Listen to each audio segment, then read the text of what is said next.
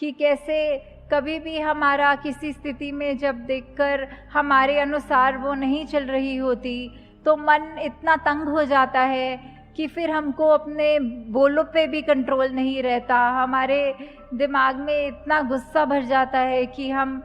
अपने बिल्कुल चैन गंवा देते हैं और दूसरों को भी कठोर वचन बोल देते हैं। तो इस पारे को कैसे कंट्रोल करना है, वो जो सहज भाव की बात की, चाहे ये बैलेंस्ड अप्रोच हो एकदम कि स्थिति वही बात जैसे पहले भी दासी कह रही थी कि कोई भी घटना हो रही हो हमारे साथ, कैसी भी सिचुएशन हो, तो भी एक रस ये अपने आप को बिठाकर कि मन में कि कोई बात नहीं, हमें दुख में बहुत दुखी नहीं होना और सुख में बहुत खुशी नहीं लेनी। तो किस तरह ये अपने आप को कंट्रोल की बात नहीं है, ये वो अवस्था का जिक्र हो रहा है कि सहजता, जैसे एक नदी है वो अपने आगे अगर पत्थर भी आ रहे हैं तो अपने आप को ऐसे वो पानी टर्न कर लेता है कि ऑब्स्ट्रक्शंस हैं पर पता है कि बहना तो नीचे की तरफ ही है, ये विनम्र होकर बहना है, वो उसका एक पाथ है। तो वो उस कठिनाई देखकर उस पे वो नहीं कहना कि अब आगे एक रुकावट है, इतना बड़ा पत्थर है, तो अपने आप को मोल्ड करना, वो बात की सहज अवस्था का जिक्र कि ये कैसे हमने कुछ भी हो अपने आप को ये इस तरफ इंक्लिनेशन नहीं रहनी कि हमारे को नेगेटिव होना है, बल्कि कोई दूसरा सोल्यूशन देख के अपने रिएक्शंस को चैनलाइज करके एक पॉजिटिविटी की तरफ आना है। हाँ जी। अवतार मिले जे साधु पूरा, मन नाहे आवारा रहे। तो कैसे ये जो मन की अवस्था की बात है कि कैसे हम पल पल में हमारा मन भटकता रहता है। कभी हम अगर कहीं होते हैं, काफ़ी लोग, अभी हम अपने घर परिवार में भी किसी से बात करते हैं तो एकदम बात करते करते ख्याल ही कहीं और चला जाता है और फिर एकदम ऐसे झटका लगता है जब अगर कोई पूछता है कि आप सुन भी रहे हो मेरी बात की नहीं, तो एकदम पता लगता है कि हम चाहे फिजिकली उस कमरे में हैं, उस व्यक्ति से बात कर रहे हैं, पर हमारा ध्यान भटक गया, हम कहीं और ही अपने वो चले गए। तो ऐसे ही ये जो मन है ये भी किसी भी डायरेक्शन में कभी कहीं पे जब होता है तो कुछ और सोचने लगता है, कुछ और करने लगता है। ये वो चैन, ये सुकून उस समय उस मन से वो गायब होता है। तो कैसे सत्संग के माध्यम से ये साधु का जो संग है, आप सब महात्मा जो इतने उस कोटि के हैं उच्च, तो ये निरंकार सबके अंदर जहाँ बस रहा है, जब हम जितने ज़्यादा इंटरैक्शंस अपने, जैसे बोलते हैं संगत का असर, ये संगत से हमने ग्रहण करनी है पॉजिटिविटी और वहीं से हमने अपने मन को भी काबू में रखना है। क्योंकि जब तक हम अपने मन पे काबू रख रहे हैं, अपने सोच विचार को ठीक रख रहे हैं, तभी हमारे आत्मा पे भी उसका वही इम्पैक्ट आना है। तो हमने अपने मन को उस तरह कभी आवारा नहीं होने देना और इस तरह के अपने आप को वो भाव रखने हैं कि चाहे जो भी हो हमारे साथ, हमें सिर्फ़ और सिर्फ ये रखकर मन में कि हमारे को अपनी असली पहचान मिल गई, हमारे अंदर जो गुण हैं, जो सदैव से इस निरंकारी मिशन की आज जहाँ 90 वर्ष भी हो गए हैं, तो वो जो एक भाव है सिखाने के कि एकत्व का भाव, ये वननेस का भाव, यूनिवर्सल ब्रदरहुड का भाव, कि कैसे हमारे शरीर चाहे किसी भी रंग के हैं, चाहे कहीं पे भी जन्म लिया है, तो वो एक बायसनेस नहीं आनी चाहिए। ये कोई भी ऊंचा कोई भी नीचा नहीं है, सबके अंदर वही परमात्मा है, एक ही पेडेस्ट्रियल पे हम खड़े हैं। तो कैसे हमने भेदभाव वो नहीं करने हैं, सब अपने ये परमपिता परमात्मा अपना, तो परमात्मा की सारी रचना भी उसी समान एक ही पेडेस्ट्रियल पे। तो कैसे हमने हमेशा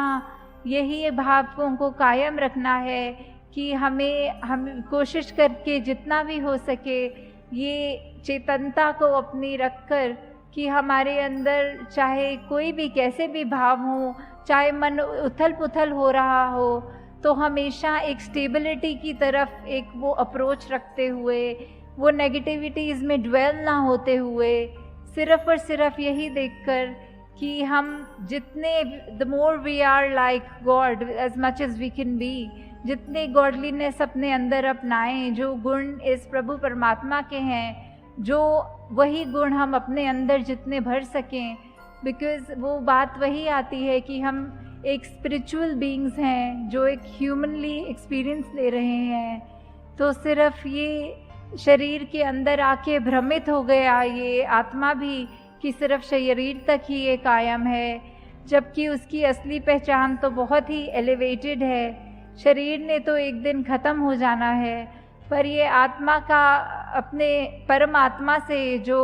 मिलन होता है, ये हमको इस दुनिया में रहते रहते करना है। चाहे अपनी जिम्मेवारियाँ ये आए हैं जब इस मनुष्य तन को लेकर, तो उसमें गृहस्थ भी है, उसमें कामकाज भी है, उसमें और भी जो भी जिम्मेवारियां हैं उनको तो करना ही है, रिस्पॉन्सिबिलिटीज़ से पीछे नहीं होना। पर साथ ही साथ ये याद रखना है कि हमारी प्रायोरिटी क्या है, ये हमने जन्म क्यों लिया है, हमने अपनी आत्मा को रिफ़ाइन करना है। ठीक है, शरीर का जहाँ ध्यान रखना है वो तो रखना ही है कि ये परमात्मा ने जो शरीर हमको बख्शा है, तो वो चाहे एक्सरसाइज का फॉर्म करे या जैसे भी, कि हमें अपने उस तन को जितना एक्टिव रखेंगे उतना ही हम वो जस्टिस कर पाएंगे कि ये हमको मिला है बीमारियों से दूर रह के। फिर भी असल बात ये है कि आत्मा का ही ये सारा खेल है, तन ने तो एक दिन ख़त्म हो जाना है। पर जब तक हमारा ये लाइफ स्पैन है, हम क्या कर रहे हैं उस तन के साथ? क्या हम, अगर कोई कष्ट है, हम अपनी सोच विचार कैसे रख रहे हैं? ठीक है, एक रिस्पॉन्सिबिलिटी अपने शरीर की तरफ कहती है कि डॉक्टर पे चले जाओ, अपनी मेडिकेशन कराओ, पर अगर उसके बाद भी ये तकलीफ़ जारी रहती है या फिर कभी ऐसे धन की बात भी आती है कि आर्थिक वो इतनी स्टेट ठीक नहीं हो, तो भी हम अपनी मेहनत से वो गुरेज ना करें, हम मेहनत पूरी करें, डॉक्टरों पे जाएं, पर फिर भी अगर हमारा कष्ट दूर नहीं है तो उसमें हमें ये शिकवा बिल्कुल नहीं करना निरंकार से, परमात्मा से, कि हमको क्यों ऐसा कष्ट मिला, हमने ऐसा क्या किया। वो हमें शिकवा नहीं करना, सिर्फ शुक्राना करना है कि दातार, हो सकता है हमारी तबीयत और बिगड़ सकती थी, पर शुक्र है सिर्फ इस छोटे में ये तकलीफ़ काट रहे हो, इसी में ही शरीर का गुजारा हो रहा है। तो वही बात, अपने मन को भी उस तरह काबू रखना कि चाहे हम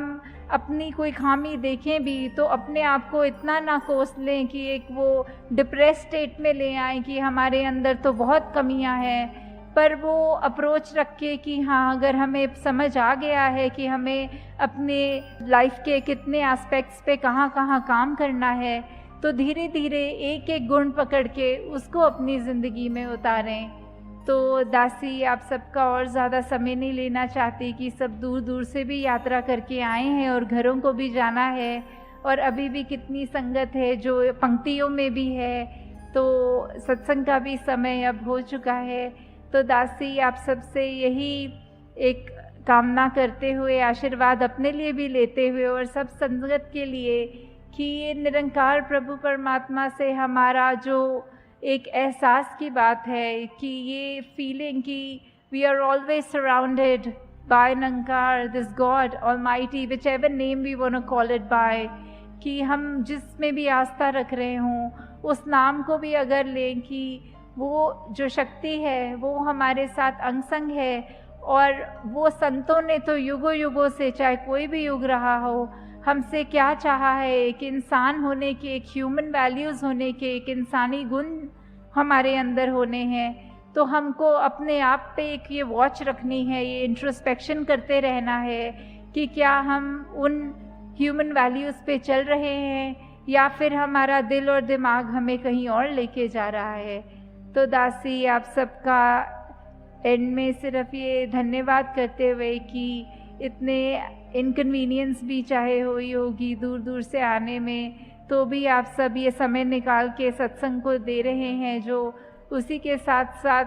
सेवा और सुमिरन भी कर रहे हैं। तो दातार कृपा करे सभी पर कि चाहे ये जो भी तन मन धन सब परमात्मा का ही है और वो उसी काम आए, दूसरी नेगेटिव काम किसी ना आए। तो इन्हीं शब्दों से दासी आप सबसे आज्ञा लेगी। साथ संगत जी प्यार से कहना, धन्यवाद जी।